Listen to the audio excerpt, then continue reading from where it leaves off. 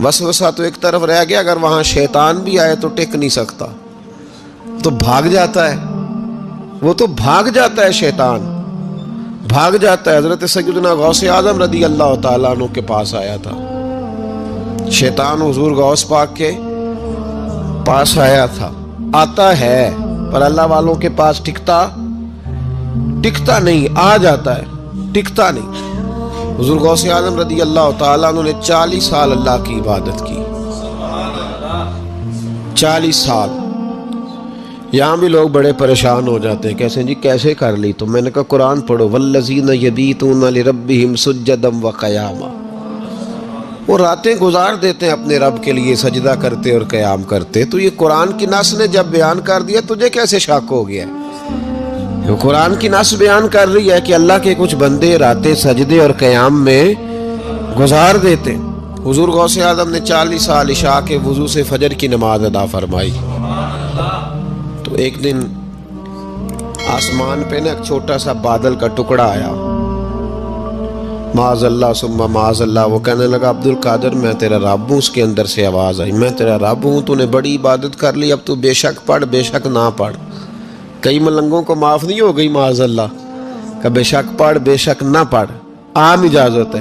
تو حضور غوث اعظم رضی اللہ تعالیٰ عنہ فرمانے لگے اعوذ باللہ من الشیطان الرجیم۔ جب آپ نے یہ پڑھا تو وہ سامنے آ کے کھڑا ہو گیا، کہنے لگا عبد القادر آپ کو کیسے پتہ چلا کہ میں شیطان ہوں؟ تو آپ فرمانے لگے پاگل، مجھے کیسے پتہ نہ چلتا؟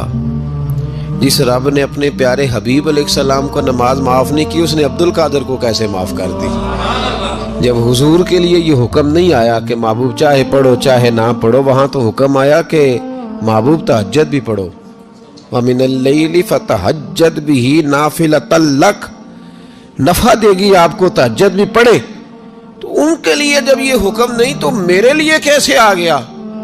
اب شیطان تھا نا، تو اس نے پھر ایک اور چال چلی، یہ باز نہیں آتا، ہم باز آ جاتے ہیں کئی دفعہ، اس کے پیچھے پیچھے چلنے لگ جاتے ہیں، لڑ کے تھک جاتے ہیں، وہ نہیں تھکتا، وہ نئی سے نئی چال، نئی سے نئی چال، اس کا نیا سے نیا روپ، من الجنت والناس، جنوں میں سے بھی اور اس کے نئے سے نئے روپ ہوتے ہیں۔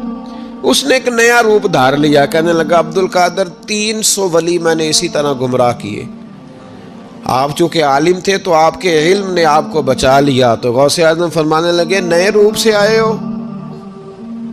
کہنے لگا 300 میں نے گمراہ کیے، یہ تو آپ عالم تھے تو بچ گئے، آپ جانتے تھے تو بچ گئے، میں نے 300 گمراہ کیے۔ تو حضور غوث اعظم فرمانے لگے پھر گمراہ کرنے لگے ہو نیا روپ دھار کے؟ مجھے میرے علم نے نہیں بچایا، مجھے اللہ کے فضل نے بچایا ہے۔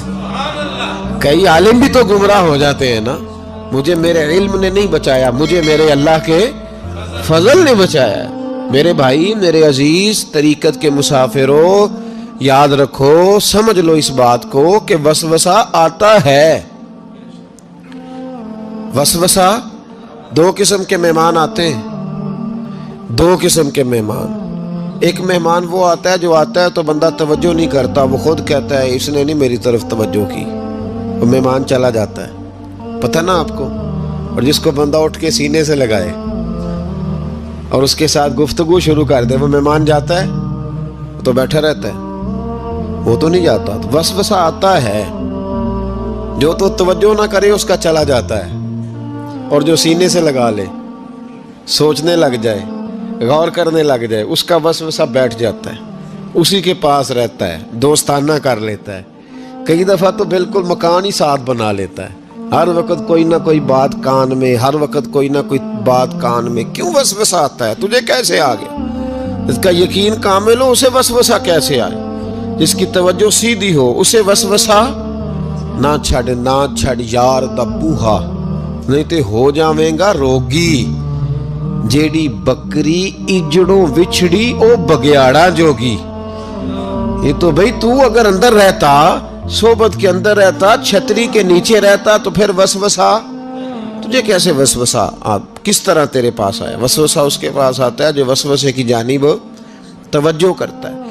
بہت زیادہ لوگوں کو بدگمانی ہونے لگی ہے، بہت زیادہ وسوسے آنے لگے ہیں، بہت زیادہ خیال ہونے لگا ہے، بہت زیادہ توجہ ہونے لگی ہے، بڑی लोगों का मेयार इस तरफ जाए, हर चौथा आदमी आके कहता है बुरे ख्यालात आते हैं। क्यों भाई बुरे ख्यालात आते हैं, कैसे आ गए?